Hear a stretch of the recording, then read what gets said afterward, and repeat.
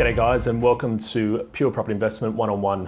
Today I'm here with Jeremy Iannuzzelli. Jeremy is a partner at Keshup Chartered Accountants. And again, if you've watched some of our educational series in the past, you'll notice that really the intention of these quick videos is to hopefully give you an insight into what we do, how we do it, and trying to give you as much information and education to be a better property investor. Today we wanted to have a quick chat with Jeremy about positive gearing and negative gearing and the basics about each of those. So Jeremy, if you wouldn't mind enlightening our viewers maybe a little bit more about positive gearing, negative gearing, what they need to know. Of course, definitely, Paul. One thing when you are looking at buying an investment property, we do need to consider the outcome of the potential property itself and how its gearing will impact our tax, whether it is positive gearing.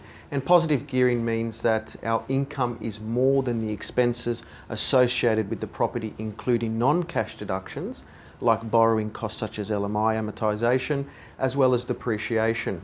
Negative gearing is obviously the reverse of that. That is when the expenses, including as those depreciation and borrowing costs, as I suggested earlier, is more than the income. And the difference of that expenses being more than the income that we've earned for the investment property is what we call negative gearing.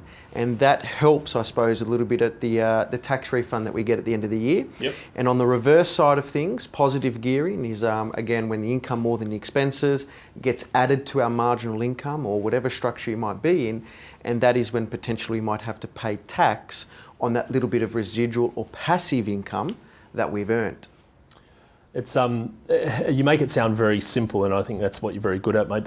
But I guess the beauty about that, and really where oils ain't oils necessarily, is the fact that there are pros and cons to each approach. And just because properties cost you money to hold doesn't mean they're necessarily a bad investment. And conversely, just because a property may make you a small amount of money in the short to medium term doesn't mean it's the right investment for you. And I think probably word to the wise for all of our viewers, having a chat with someone like ourselves or with someone like Jeremy about pros and cons of negative versus positive gearing is really going to allow you to mean that your objectives and your strategy and your structures in which you're buying your property in are all thought of hopefully before you buy your next property, because that is really the key, is having your objectives and your strategy in place before you go out and execute. Correct. Thanks again, mate. We'll no doubt chat soon.